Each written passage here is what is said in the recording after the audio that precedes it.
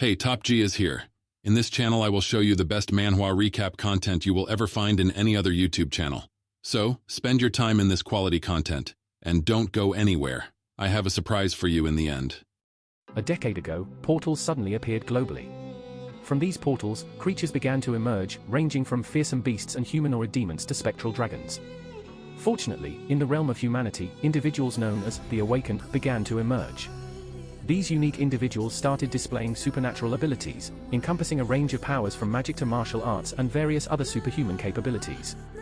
These awakened people became the hunters who hunted down the monsters, but for our protagonist, this doesn't matter. A young teen named Jihyoung is just minding his own business when a large block of diamond slams into his face, knocking him back into the desks and chairs of the classroom. Blood starts pouring out from Jihyoung's mouth and head staining the floor. 3 other students are standing over him, a brown-haired teen smirking down on him, one chewing a bubble gum called Sandman, and a white-haired teen leading them with a diamond levitating before his arm called Crystal. He calls Jihyoung a worm and orders him to squirm around in this awakened specialization high school. Jihyoung is just a loser awakened. Ability to regenerate, a skill so powerful that it's supposed to be an S-rank ability.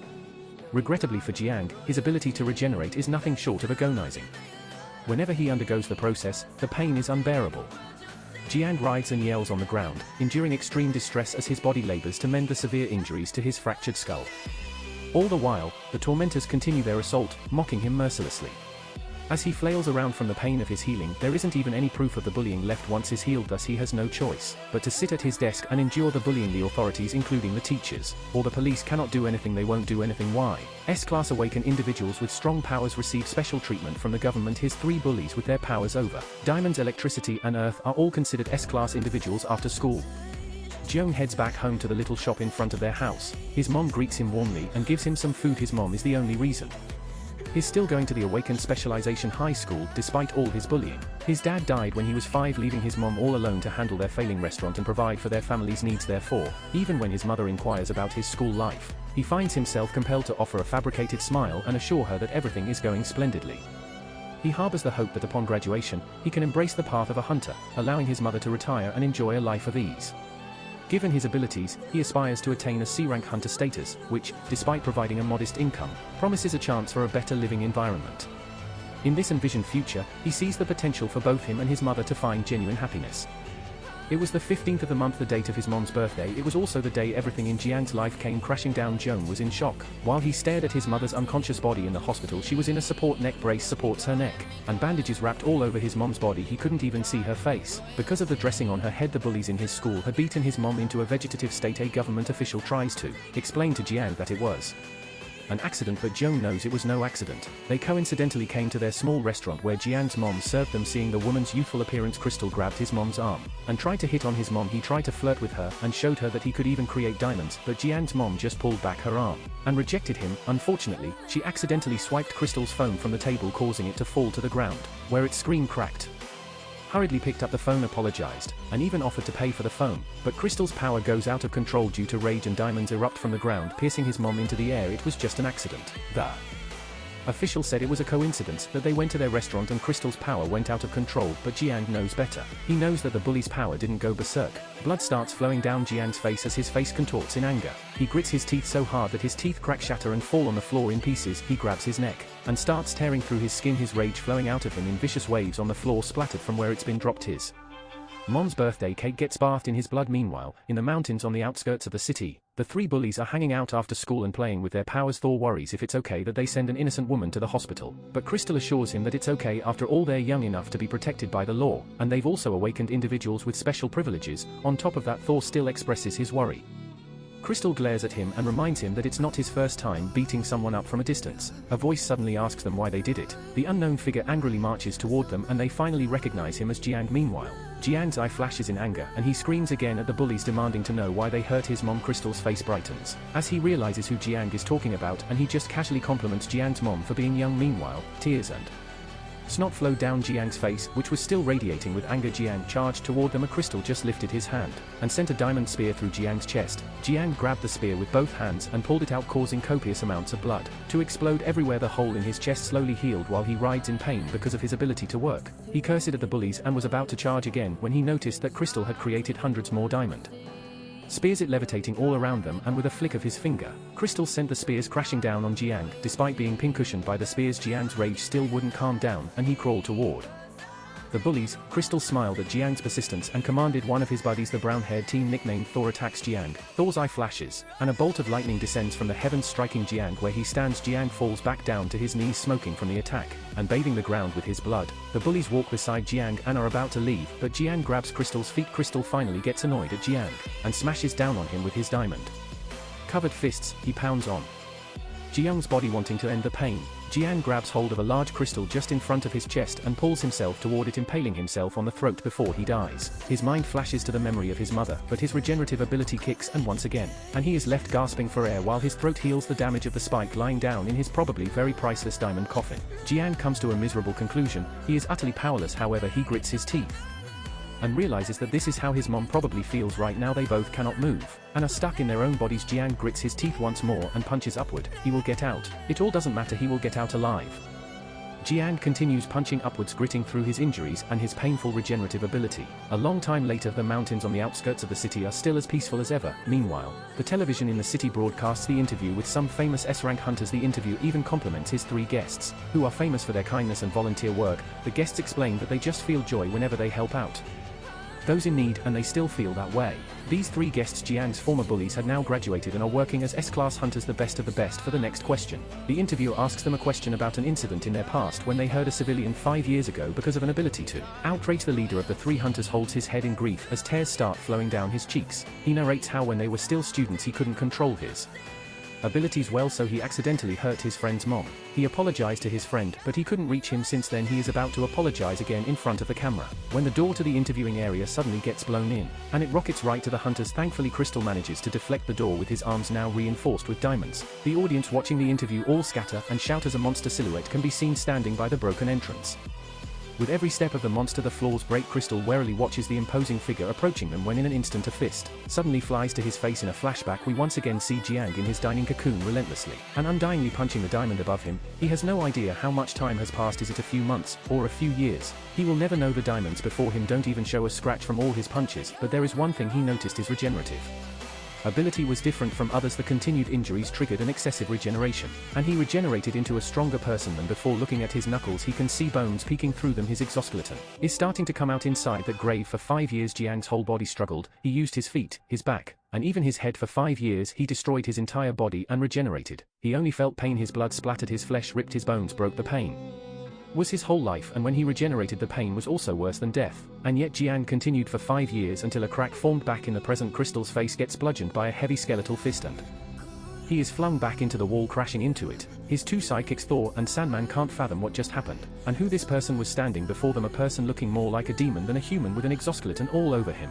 and even half his face masked with a skull. The person Jihyoung recalls the last words these bullies told him 5 years ago, when they taunt him, suggesting he could attempt to kill them once he breaks free from his prison sentence. Jihyoung's fury remains as potent as ever.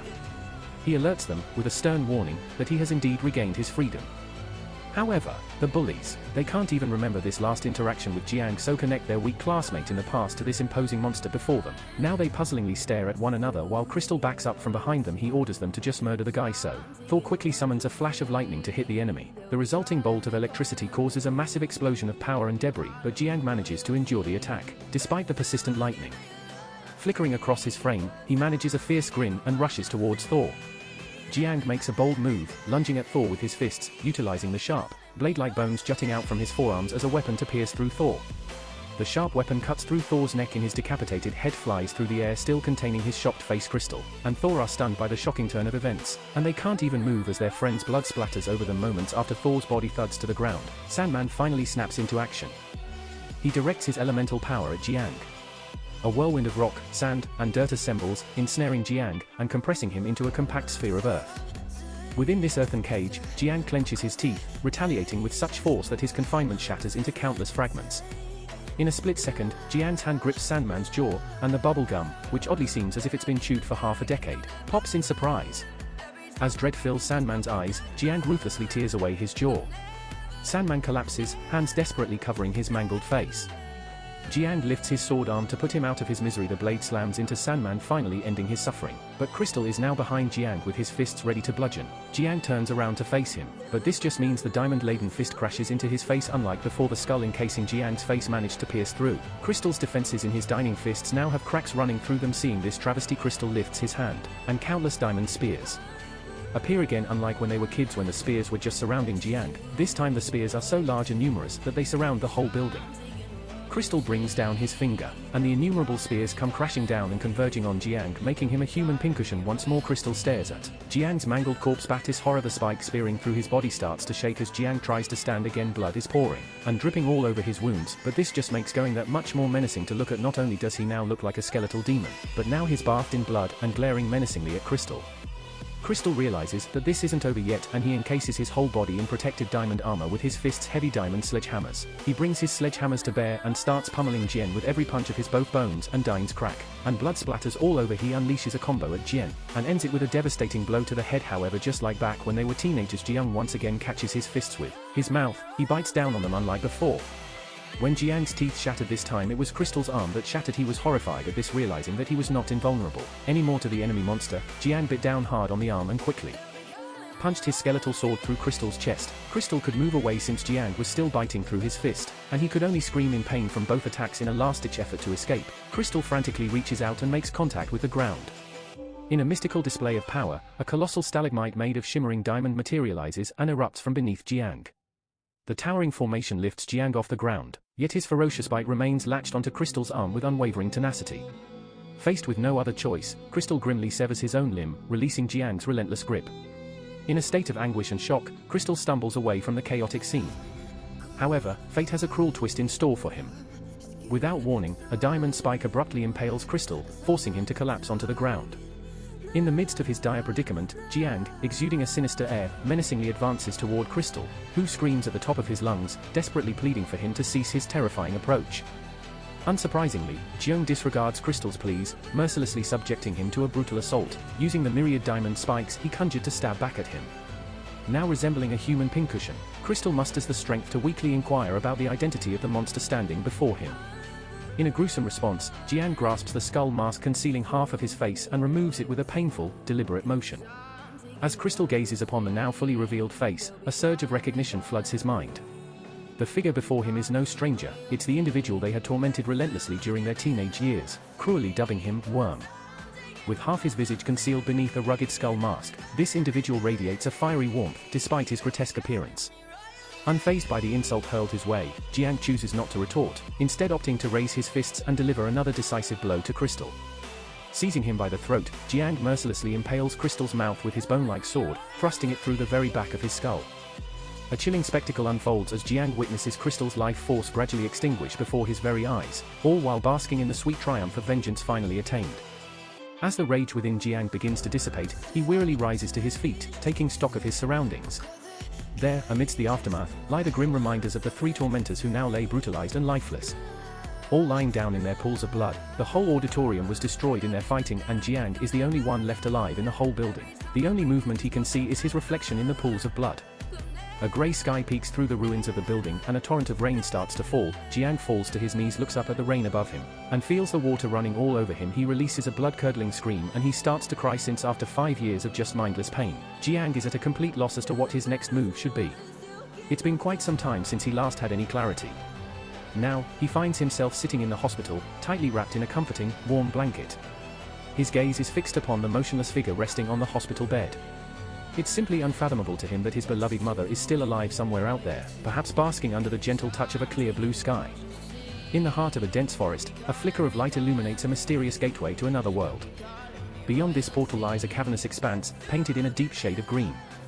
Within this domain, a group of skilled hunters are concluding their successful monster hunting expedition. Despite it being her inaugural adventure through the gate, the group bestows accolades upon a young woman named Bashley, acknowledging her invaluable contributions. He informs her that they would be stuck in that place for a month, and he is thrilled at the prospect of spending that time with her. Just as the brawny man was about to lick her face, his head suddenly detached from his body and fell to the ground, leaving everyone around terrified by the abrupt assault. They frantically search for the attacker, while the girl is shocked to discover that her rescuer is a humanoid creature, fully covered in a protective exoskeleton. Living up to their reputation and role as hunters, the trio of male fighters swiftly react to the appearance of another monster. Without hesitation, they unleash a barrage of attacks on him. One conjures several fireballs, another manifests a spear of darkness, and the samurai unsheathes his katana. Despite their fierce onslaught, the fire and dark magic assaults barely leave a mark on Jien's armored exterior. The samurai then lunges forward, thrusting his katana into Jien's chest, only to witness it shatter upon impact. In a swift retaliation, Jihyoung counterattacks, annihilating the samurai in an instant. The sudden reversal of fortune leaves the remaining two hunters in a state of shock and horror. In the vicinity of the gate, the onlookers couldn't grasp the existence of such a formidable entity. Meanwhile, Jihyoung, with an air of indifference, swings his blade, effortlessly ending the lives of two men, leaving only the young girl trembling in fear before the monstrous figure. Yet, the monster merely observes her, offering a moment of respite. Gathering her courage, the girl wipes her tears, thanking the monster for sparing her life. However, her moment of gratitude is cut short, quite literally, as Jian makes a final, fatal strike. The pressing question remains, why did he commit this act of brutality? To find the answer, we must rewind to events that transpired a few days ago. Days earlier, Jihyoung was engulfed in sorrow in the auditorium, haunted by the ghosts of those he had slain. In the midst of his grief, a voice resonated from a distance, praising his actions and querying about his feelings now that he had achieved his vengeance. The voice belonged to a blonde-haired woman positioned near the doorway. Intrigued, he asked her to identify herself. She revealed herself as John, the leader of Simeon, the esteemed head of South Korea's Hunter Association. Jihyoung was shocked, questioning how she knew of his history. Her revelation shook him to the core. She had been shadowing him since the tragic incident that occurred 5 years prior. Suddenly, it dawned on him that the conversation was centered around his mother, igniting a surge of anger that threatened to engulf him once again. The auditorium became a scene of havoc as he made a beeline towards John, with every intention to pierce her with his weapon. However, John stood her ground, her face a picture of calm determination as she declared her ability to save his mother. These words acted like a force field, halting Jihyoung's assault just inches away from her, the sheer force of his halted attack sending debris and rocks flying through the corridor.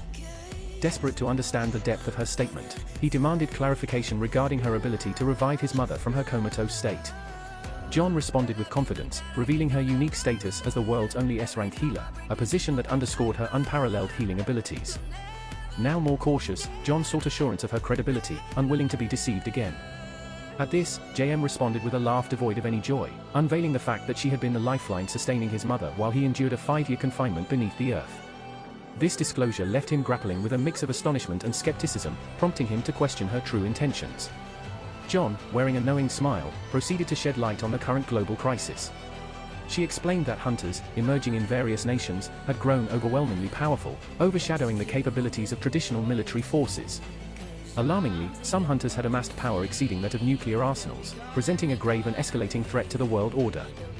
Thanks to these strong hunters, the monsters inside the gates have been mostly murdered. However, the gates still have not disappeared. The gates now without monsters are being used by pathways by different countries. Nations are using them to fight wars, and the soldiers for these wars are the hunters. Unfortunately for them, South Korea didn't have enough hunters. They couldn't stop the Japanese hunters from invading. That is until Jihyoung appeared. If South Korea were to respond to Japan with their hunters, it would become total war, but a monster attacking hunters shouldn't be a problem. That is why JN is asking Jihyoung to be their monster, all in exchange for saving his mother back inside the gate. The group of hunters that Jihyoung just got rid of were the first of his Japanese victims. It was a beautiful summer day in Japan. However, something was brewing inside a particular glass building, the Prime Minister's official residence. The Prime Minister of Japan summoned the Minister of Defense to ask him some questions. The old man has his hands clasped before him, and calmly asks the young Minister of Defense if there are strong monsters inside the gates. When the Minister of Defense answers in the negative, the Prime Minister then asks him if there are strong hunters in South Korea. The Minister of Defense replies no. Once again, the Prime Minister suddenly slams his fist on the table and demands to know why their hunters haven't taken over the Korean peninsula, if no monsters or Korean hunters are standing in their way. The veins on his bald head bulge in irritation as he demands an answer from his subordinate. This old menacing-looking man is Rizaki Judo, the man leading the country of Japan as its Prime Minister. The Prime Minister apologizes to his superior, and promises to rectify the issue. When Prime Minister Judo asks how he plans to rectify it, the Minister of Defense smiles, and declares that he will take care of it. This young man is Japan's #1 hunter, and Minister of Defense Nikolai Kajuru, with his simple cape, gold braces, and one singular earring. Kadir doesn't look like there is a hunter with a distinct lock of white hair in the shape of a moon. This hair stands out above the rest of his dark hair and serves as a clue to his style and technique. After meeting with Defense Minister Kedru, the hunter orders his secretary to prepare his sword as he plans to enter the gates alone. The secretary nervously suggests that he should go with the other hunters who were all sent inside the gates. However, Kedru stops walking and questions whether he looks like someone who needs assistance. Sensing his dangerous aura, the secretary quickly apologizes and prepares his sword. Hours later, Kedru passes through the gate and is now in Japan's countryside. He walks through a cave where other Japanese hunters had previously gone missing and wonders what could have happened to them. Weak and small monsters attack him, but he swiftly defeats them with his sword. He knows that his subordinates were useless and wonders what other challenges await him. Kajuru was disappointed that his subordinates, the hunters, were defeated by such weak monsters. Curious about what was inside the cave, he ventured to the end. There, he found the bodies of the Japanese hunters, all piled up and bloody. Sitting on top of them was a humanoid skeletal monster. Kajuru became furious and drew his sword from its sheath, ready to strike. To his surprise, the monster's skeletal sword stopped his sword in its tracks. The monster had an armored forearm, too. Kajuru was insulted that such a weak monster dared to block his sword. He dodged the monster's attack and counterattacked by punching its chest, creating some distance between them. He then prepared his sword for a technique called Cage Ryu First Moon and sliced at the monster. Though the monster managed to block it, it was blown back by the strength of the attack and coughed up blood. Kajuru wasn't finished yet and released. Utilizing his second technique, Kajuru harnessed the potent energy from the second moon to deliver a forceful blow upon the skeletal monster, propelling it once again into the unforgiving cave wall. Commending the creature's resilience for enduring such punishment, he unleashed his third technique, drawing upon the power of the third moon, aiming to slash at the monster as it clung to the wall. Astoundingly, the monster evaded Kajiru's sword and retaliated with a swift attack of its own, its skeletal blade dangerously close to severing Kajiru's neck. But with an air of nonchalance, Kajiru deftly maneuvered his katana, swiftly reversing its trajectory and deftly severing the monster's arm. Though the skeletal monster's exoskeleton boasted formidable stability, Kajiru reminded it that his katana possessed the ability to slice through even the hardest of substances, including diamonds. With a swift motion, he ultimately decapitated the skeletal fiend, watching it crumple to the ground. Sheathing his sword with a mix of contemplation and disbelief, Kajiru pondered how the elite hunters of his homeland could have fallen victim to such a formidable adversary. As he prepared to depart, leaving behind the lifeless body of Jihyoung and his decapitated head on the cavernous floor, Kajiru couldn't help but notice the emptiness in Jihyoung's eyes, as if his spirit had truly departed. Yet, within the recesses of Jihyoung's mind, memories of his childhood, particularly of his father who was perpetually consumed by work, flooded his consciousness. However, his father was a beacon of warmth and kindness, a quality that had always endeared him to Jihyoung. One day, in a moment of joyous reunion, he and his mother greeted his father who had just returned from work, carrying a box of fried chicken as a treat. Overcome with youthful exuberance, he dashed across the street to hug his father, not noticing the oncoming truck. In a desperate bid to save him, his father dropped the chicken and sprinted towards him. The last memory he had of his father was the heroic act of pushing him out of the truck's path, the headlights casting a harsh, illuminating glow on his father's determined face. This act of sacrifice marked the end of his father's life, a loss that bore heavily on Jihyoung, as he blamed himself for the tragedy. Following his father's death, their family business faltered, plunging Jihyoung and his mother into a vortex of debt. His mother's gentle hands, once soft, became coarse and rough, bearing the brunt of relentless labor in their struggling restaurant. Whenever Jihyoung inquired about her well-being, she would muster a comforting smile, reassuring him with a facade of resilience. But the nightly sounds of her muffled cries pierced the silence, revealing the true extent of her suffering. Jihyoung lay awake, tears streaming down his face, haunted by the knowledge that his actions had precipitated their downfall. As days turned into nights, a crushing realization settled within Jihyoung. Consumed by guilt and despair, he believed that his existence only brought pain and misery to those he loved. In a moment of utter despondency, his shaking hands reached for the box cutter, a tool that now symbolized the bleakness and hopelessness that threatened to engulf him.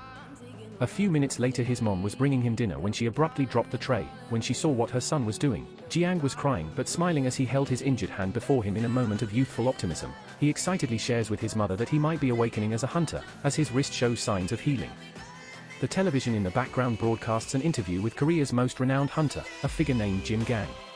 Embracing his mother, he fervently vows to follow in the footsteps of the hero on the screen, aspiring to bring prosperity and joy to their lives as a successful hunter. Yet, the harsh realities of life intervened, and years later, his mother lies in a hospital, trapped in a comatose state. This memory ignites a flicker of life in Jihyoung's eyes, transporting him back to a conversation with Jihyoung. She had painted a grim picture of a world thrown off its axis, with many nations falling under the oppressive rule of powerful hunters, Japan being their most formidable foe at the moment. They had envisioned him transforming into a monstrous force capable of taking on Japan's elite hunters, a role he had just begun to embody in his recent confrontation with one of Japan's fiercest hunters, Kedru. Lost in thought, Kedru realizes that he has wasted too much time battling the skeletal creature, and decides that a personal visit to South Korea is necessary to seize control of the country. In his preoccupied state, he fails to notice the eerie movement behind him. Jian's severed head is inching closer, a grotesque sight that goes unnoticed until it's too late. Caught off guard when Jihyoung fiercely bites into his leg, Kedru finally notices the advancing head. To his horror, he observes a new skeleton emerging from it, a clear indication of Jihyoung's remarkable ability to regenerate, a factor that suddenly changes the dynamics of their encounter. This doesn't make sense though, since he already cut off the head. Meanwhile, Jihyoung continues to chomp down on Kedru's leg, eliciting a painful scream from Kajuru. Kajuru slices Jihyoung's face, escaping his bite, and he finally takes Jihyoung seriously. A crescent emblem appears on Kedru's forehead, his eyes ignite with a lightning-like glow, and moonbeams dance along his blade. The ground they stand upon is bathed in the luminous glow of his technique's emblem, transforming the surroundings into a canvas of light and shadow. In a blink, Kedra becomes a phantom, leaving Jian to grapple with the fleeting glimpses of Kajuru darting around him at an almost imperceptible speed. Without hesitation, Kadra unleashes his mightiest assault, the devastating Kadryu Fatal 12th Moon. A horde of Kedru's shadows converge on Jian in a synchronized onslaught. Overwhelmed, Jian finds himself unable to mount a defense, his body succumbing to the relentless fury of Kedru's katana. The force generated by this technique creates waves of pressure so immense that they resonate throughout the tunnel, reaching the gate that serves as a portal between realms. The slashes find their way back to Earth, leaving a trail of destruction in their wake as they ravage the forest and mountainside. Meanwhile, within the cave on the other side of the gate, the aftermath of the attack is evident. The ceiling is adorned with intricate patterns carved by the moonlight, and the floor bears the scars of the fierce battle, sliced into countless pieces, a silent testimony to the ferocious power unleashed in the duel. In the aftermath of the brutal assault, Keiju staggers away, the pain in his ankle a grim reminder of the battle's toll. Just as he contemplates seeking healing, he is caught off guard by a bone spike that pierces his other leg. A nervous laughter escapes him as he turns to witness the source of the attack, a skeletal hand, trembling yet defiant, pointing directly at him. Attached to it is a battered but still threatening skeleton, inching closer with a relentless determination. Kadir finds himself shaken, both by the physical attack and the dawning realization that Jihyoung is in the midst of regenerating, refusing to yield despite the glaring disparity in their power levels. With a renewed sense of urgency, he grips his katana tightly, readying himself for another confrontation. He charges back towards Jihyoung, his battle cry echoing through the area. A few days later, the scene shifts to a gate located in the rural areas of Japan, now besieged by a multitude of hunters. The Ministry of Defense has dispatched its elite forces to secure the area. At the forefront of this assembly stands the stern figure of Japan's Prime Minister, Judo, his arms folded in a display of authority and resolve. Next to him, Kedru's secretary questions the necessity of such a massive show of force, wondering if they truly require such an extensive amount of firepower for the task at hand. Prime Minister Judo replies that it's been 3 days since Kedru went in since he still hasn't returned. They need to check on him. After all, Kedru is still Japan's #1 hunter. All of a sudden his speech is interrupted. When a head rolls out of the gate, it was Kedru's head. Then a skeletal monster walks out of the gate, and into Japan itself. Judo is shocked at this sudden turn of events, but his head abruptly flew off, detached from his body. Meanwhile, back in South Korea, a tense conversation is unfolding at the headquarters of the Korean Hunter Association. A subordinate, brimming with concern, warns Jihyoung about the repercussions of his actions, emphasizing that Jihyoung's role in the death of Jim's gang's offspring could bring about severe consequences if discovered. Yet, the subordinate questions, is this perilous potential fallout a sufficient reason to dispatch Jihyoung to Japan? JN, wearing a mysterious smile, responds to his subordinate, raising a tantalizing question that hints at a deeper intrigue. He wonders if his subordinate isn't even slightly intrigued about who would emerge victorious in a face-off between the perpetually regenerating Jihyoung and the mightiest hunter in Japan. The scene transitions to a dramatic confrontation in Japan, where Prime Minister Judo's severed head astonishingly reattaches to his body. In a swift, fiery motion, he strikes Jihyoung with a flaming fist, sending him crashing to the ground. The force of the punch is so monumental that it creates an explosion reminiscent of a comet striking the Earth, marking the epic enter of their battle. Jihyoung is left unconscious, a defeated figure on the ground, while Judo towers over him, his fists dripping with molten lava that scorches through his clothing. Judo is not just the political leader of Japan, he is also a formidable force in the hunter realm, holding the prestigious title of an SSS rank hunter and being recognized as Japan's #0. His bald head radiates an intense fury, a testament to his fiery nature, while the injury on his neck heals miraculously, showcasing the magma-like properties of his resilient body. Caught in this fiery display of power, GM lies defeated, utterly stunned by the overwhelming force of Minister Juto's singular, yet potent attack, a vivid demonstration of the volatile power dynamics in their world.